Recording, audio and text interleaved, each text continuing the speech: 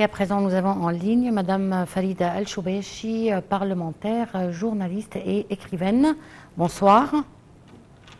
Bonsoir à vous et à tous vos téléspectateurs. Toujours un plaisir de vous avoir avec nous. Merci beaucoup, moi aussi. Alors, suite à la rencontre aujourd'hui entre le ministre des Affaires étrangères Sameh Choukri et son homologue allemande, peut-on parler d'un changement de la position de l'Allemagne face au génocide qui se passe actuellement à Gaza? Oui, moi je vois que l'attitude égyptienne et la résolution égyptienne de notre président au début du conflit, et quand il a refusé catégoriquement l'émigration des Palestiniens, soit forcée, soit volontaire, c'est-à-dire en fuyant la sauvagerie d'Israël. Maintenant, tout le monde commence à sentir qu'il avait raison et que, effectivement, c'est un pays agresseur, Israël, c'est un pays qui ne veut pas de paix, c'est un pays qui est là pour la destruction du monde arabe et pour freiner, si vous voulez, toute vie paisible et pacifique. Même avec l'État d'Israël, on a essayé, il n'y a pas moyen. C'est un pays qui ne peut vivre que sur les résultats des agressions. Et le monde entier maintenant commence à déplorer la sauvagerie des victimes, les femmes et les bébés. Et ça ne peut pas être justifié. Ils ne peuvent pas justifier tout ça. Et je crois que même aujourd'hui, enfin, l'Allemagne a commencé à changer, voilà, comme vous le dites maintenant, mais même le ministre des Affaires étrangères américain a commencé à parler aujourd'hui de Wael Dahdour, qui a perdu dernièrement son fils et qui a perdu toute sa famille, peut-être. Il a perdu presque toute sa famille. Presque toute sa famille, oui. Et ça ne peut pas être justifié. Ça ne peut pas, c'est-à-dire Israël prétend, comment dire, c'est-à-dire son but, c'est le terrorisme. Et le terrorisme, c'est elle.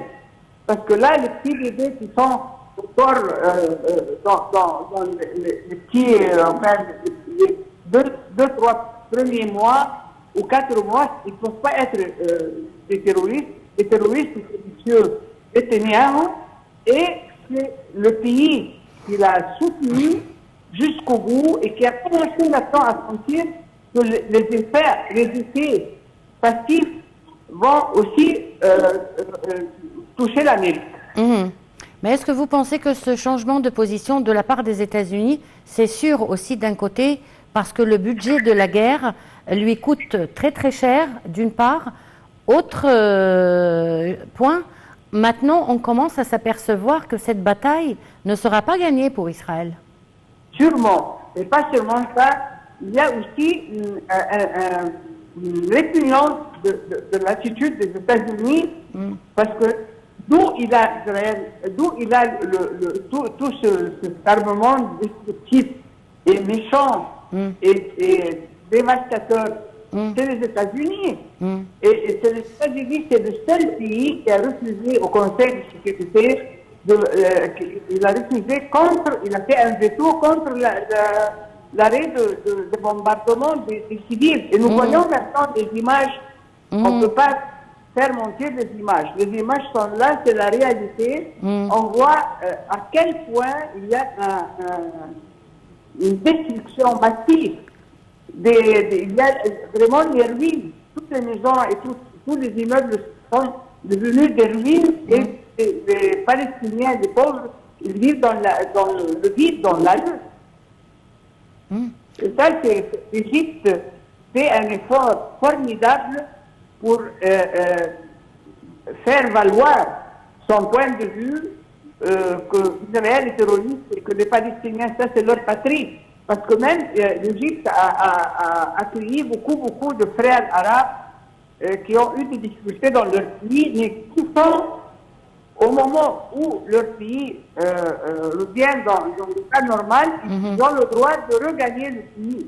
Mais alors que Israël, quand il chasse des Palestiniens depuis 1948, il y a des Palestiniens qui espéraient retrouver leur maison, ça n'a jamais réussi parce qu'Israël est là pour ravager, c'est tout.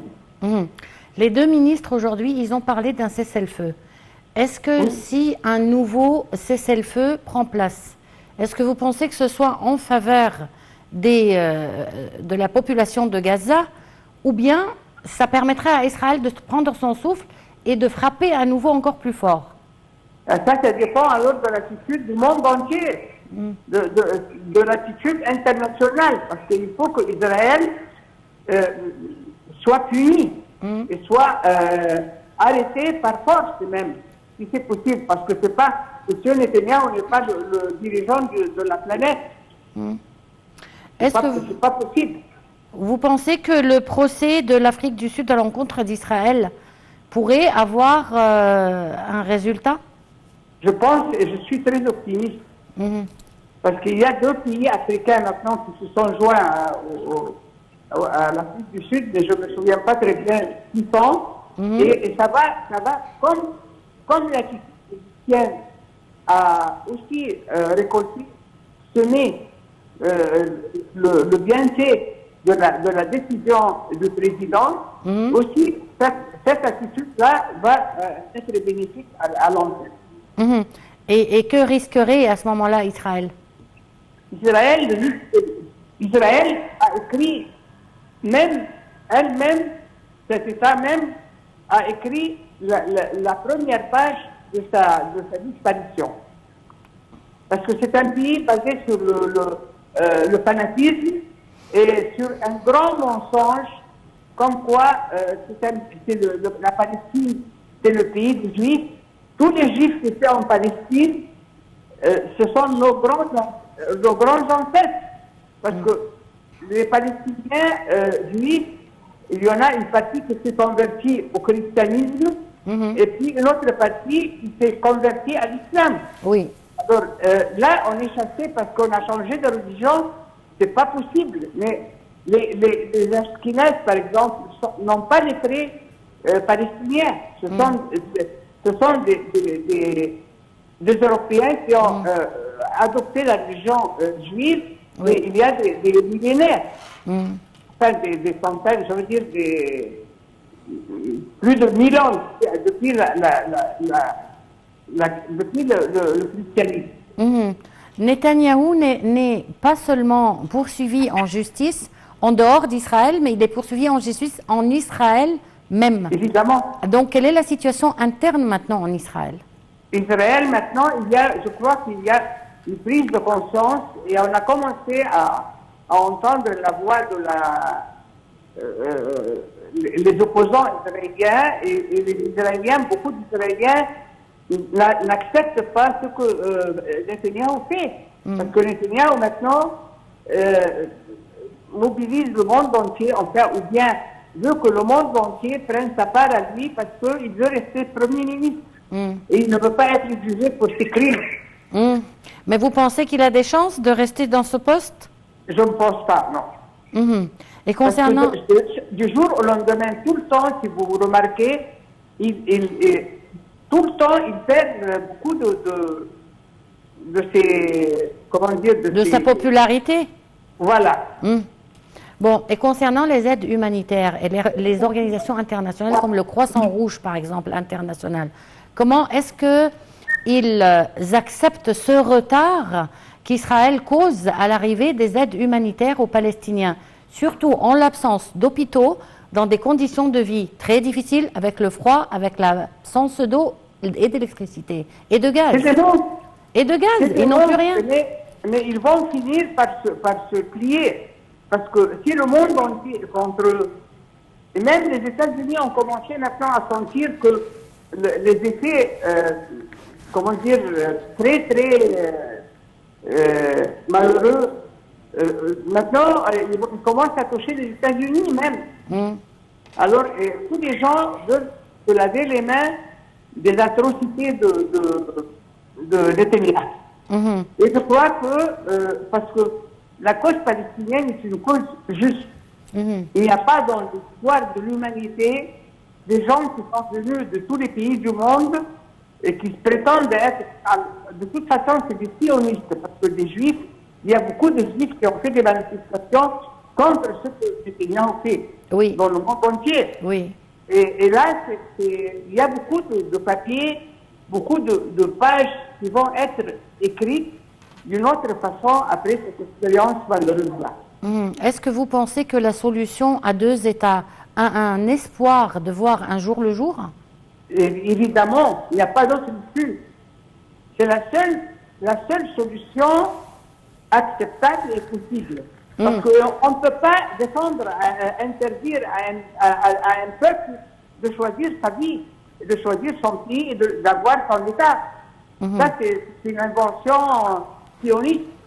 Et quel est l'obstacle majeur face à cette solution? C'est la présence de Netanyahou au pouvoir? Non, c'est l'attitude des États-Unis. Depuis le début. Et est-ce que vous pensez que les États-Unis maintenant peuvent fléchir? Ils doivent. Ils doivent. Parce que sinon, vous voyez, tout le monde, par exemple, est-ce qu'on n'aurait jamais pensé que la ministre des Affaires étrangères allemande allait partir de cette façon? Oui. Voilà. Alors, chaque jour, nous gagnons du terrain et les agresseurs perdent du terrain. Aussi, concernant la situation et la politique interne aux États-Unis, ils trouvent que maintenant les États-Unis ont dépensé trop d'argent dans cette guerre. Bien sûr. Et il y a une chose qui m'étonne beaucoup, c'est que les États-Unis n'ont jamais participé à installer la paix dans n'importe quel coin du monde. Que des armes, que de l'armement, que des agressions, que des bombes. C'est incroyable. C'est incroyable. Et j'espère que cette page-là, qui est en train de s'écrire maintenant, et qui a commencé par l'attitude, évidemment, par la solidarité des Palestiniens, mais aussi de la prise de position égyptienne qui a absolument refusé le départ des Palestiniens de leur pays. Ça, c'est vraiment quelque chose qui instaure maintenant un nouveau chapitre dans le monde. On l'espère vivement. Madame Farida Choubechi, c'est toujours un plaisir de vous avoir avec nous. Merci pour cette intervention. Une petite pause et on se retrouve tout de suite après.